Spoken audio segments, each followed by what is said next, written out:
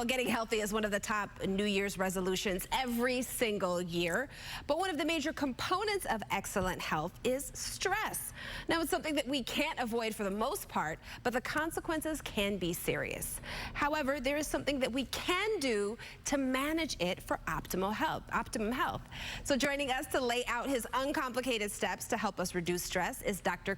Perron, author of The Simple Plan, 5 Ways to Reduce Stress. Doctor, thank you for joining us this morning. Good to see you again. Great to see you, Toddy. Good morning. Good morning. So you say that you wrote the book to make stress reduction simple. So why is it important to simplify the steps?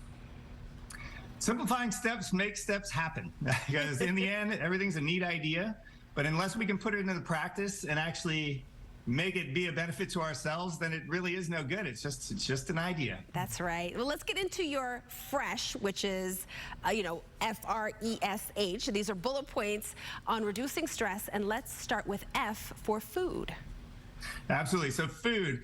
One thing that a lot of people don't understand is our body doesn't crave food. It craves nutrients. It craves fuel. And so if we stuff junk into our bodies, then our body keeps asking for more and more and more, and we stay hungry, and we just get all these toxins. So 2 points I want to highlight. One, Mediterranean diet anchored by olive oil is really the biggest thing that you want to hit towards.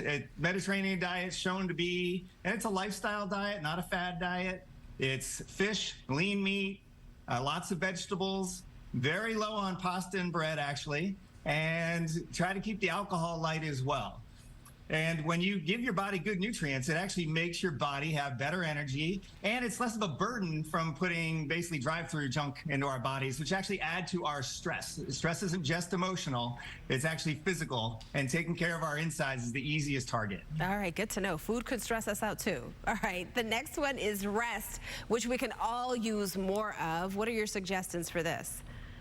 So with rest, science is more than proven that 7 to 9 hours average sleep a night is what makes you live long.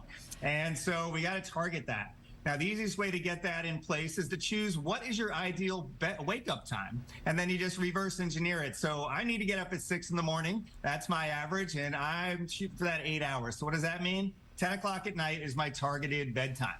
And then what you want to do once you have your bedtime is take about a 30-minute hour window before that to establish a routine.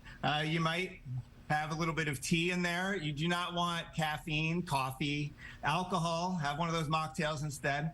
But you want to let things settle, turn off the electronics, but basically purposely go, you know what, it's 9 o'clock. I need to start working my way towards getting to sleep. All right. Now, let's talk about E, which is for exercise. You say that this can be as simple as walking. You got it. And walking every day is the goal. You can do more than that, but again, keep it basic. One little trick that was taught to me by an Ironman triathlete lady, world ranked years ago, is pick out something fun. Get a new pair of shoes like mine here, or maybe you get a new outfit, a little gadget, just something that keeps it exciting, and get motivated. But getting started is the hard part. Keeping it going is the easy part. Yeah. So beginning of the year, just get it rolling, but shoot for every day. And if you get most days, they're going to be doing really well for yourself. Okay, now we have under a minute now, so I want to get to the S and the H. Tell us about those very quickly. Sure. I'm going to do H first, actually. So H is hydration. You want to be drinking 3 times your body weight in ounces in water every single day. Our body runs off of water. Our nervous system is electricity. It needs the water to keep us healthy and keep our brains functioning. The S, though, is my favorite. That's the self-love. This is a journal. This is one of my favorites. And especially at the beginning of the year / end of last year, what I target is a gratitude journal.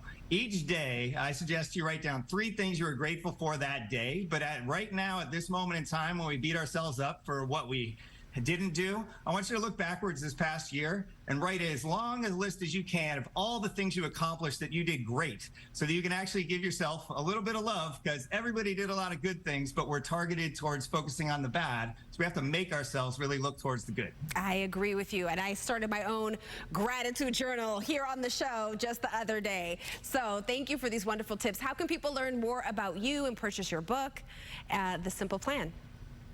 Absolutely. Thank you. And so The Simple Plan It is best-selling book. It's on Amazon.com, BarnesandNoble.com. I am Chris Perron, Dr. Chris Perron, and at ChrisPerron.com as well. There's actually some resources where I show some additional basic exercises, some cooking videos actually, but just want to show you that being healthy can really be very simple. It sure can. Dr. Perron, thank you so much for being with us.